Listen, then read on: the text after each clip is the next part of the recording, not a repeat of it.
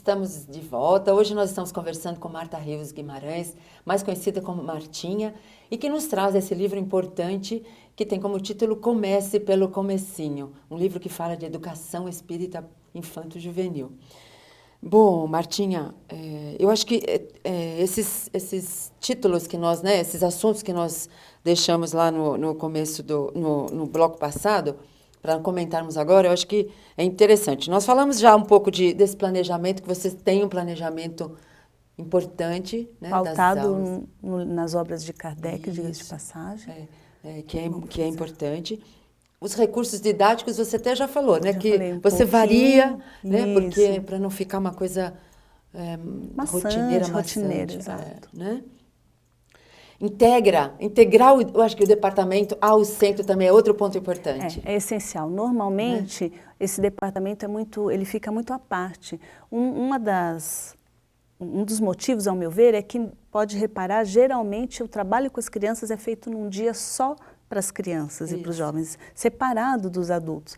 Até entendo que tem casas espíritas que, pela estrutura física, não permitem que os trabalhos sejam feitos no mesmo dia. Mas, havendo a possibilidade, acho que tem que ser assim, porque aí a integração passa a ser natural, é como nós fazemos lá na nossa casa. E isso não é só no departamento de infância e mocidade, não. A gente, às vezes, nota-se que os departamentos parecem que são concorrentes entre si, dentro de instituições. Nós temos que refletir sobre isso também. Agora, tem muitas formas de você integrar o departamento, no caso a gente está falando de infância, da mocidade, a estrutura da casa. Ele não pode jamais ser à parte, ele faz parte do quadro de atividades que a casa oferece. Pois é, e nós ouvimos nas palestras, nos cursos, desse momento que nós estamos vivendo, de transformação, de mudar o planeta para um planeta regenerador. E essa geração que é o futuro tem que estar engajado, tem que estar junto. Totalmente, porque o mundo não vai ser milagre, né, que vai fazer com que o nosso planeta passe a ser um mundo melhor. Vai ser através da mudança das pessoas.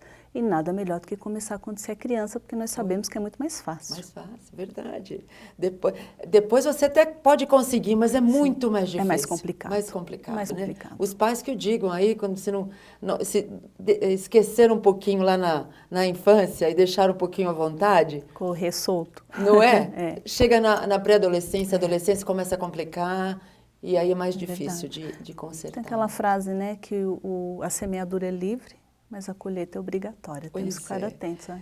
Outro ponto importante que você cita assim, com muita clareza é lidar com as diferenças, que nós ainda não sabemos lidar. E não é só no centro espírita, é em qualquer lugar, mas principalmente no centro espírita, que tem a orientação da doutrina, que nos pede para não termos conceito, que nos estimula a não ter preconceito, a saber lidar com o diferente, porque todos nós somos espíritos imortais, né? Eu acredito que até assim, a mensagem espírita como um todo, como ela deve ser tão bom para uma pessoa que tem um problema desse, que veio com uma necessidade especial, e entender que isso não aconteceu por um castigo, por algo semelhante, que existe uma explicação que é necessária para a evolução dela, que ela vai aprender com aquilo. Acho que isso deve ser algo assim tão fantástico de você entender. E eu acho que tem que ser para todas as idades, obviamente. A casa espírita tem que entender que o dever dela é colocar a mensagem à disposição de quem tiver interesse. Não importa se a pessoa tem problema de surdez, se é cega, enfim, tem que se preparar para isso. Lá na nossa casa, nós temos o privilégio de conviver com até hoje nós temos um deficiente visual que está conosco há muito tempo, já tivemos outros 3 que desencarnaram e o aprendizado com eles foi tão fantástico e continua sendo.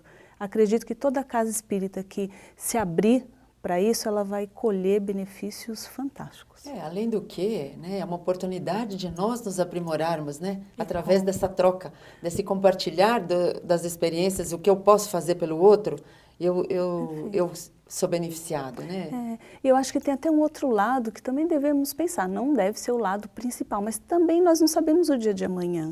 Não sabemos se a gente vai ter alguma deficiência.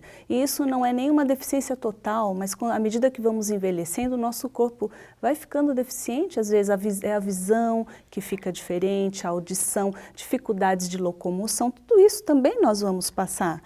Por quê? não preparar toda a casa espírita para ela ser mais acolhedora também para as pessoas que precisam de um carinho a mais. Pois é, e para nós nos prepararmos, para dependermos, perfeitamente. Né? Sem orgulho, sem vaidade, né? Não é mesmo? Você vê, tudo é aprendizado e tudo é bom para nós, né? Tudo leva ao crescimento. Bom, nós estamos chegando ao final e você faz considerações finais, você fala da importância de dividir, né? Você não está com a verdade, mas você está dividindo toda a sua experiência e aberta a receber novas experiências, né?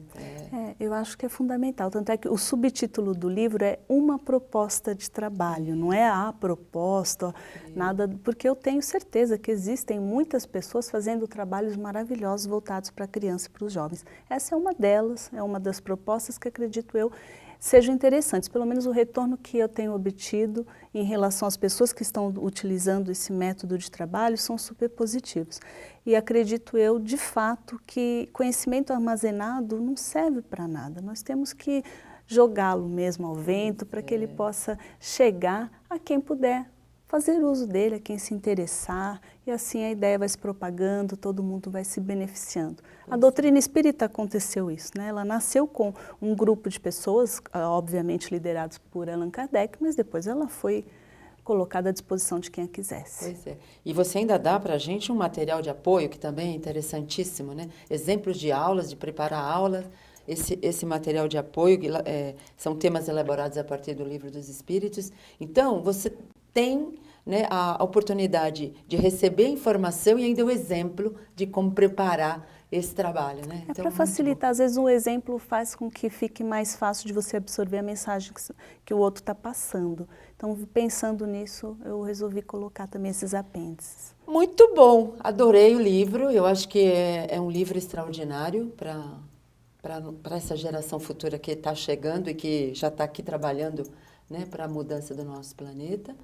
E nós só temos a agradecer a sua disponibilidade de estar conosco. Não, imagina, sou eu que agradeço do fundo do meu coração a oportunidade de estar falando da importância da doutrina chegar para a criança e para o jovem. Muito obrigada. Obrigada eu, de coração. Se você quiser nos enviar uma mensagem, uma sugestão, participar do programa, escreva para nós, repensar@tvmundomaior.com.br. Nós esperamos você no próximo programa. Até lá.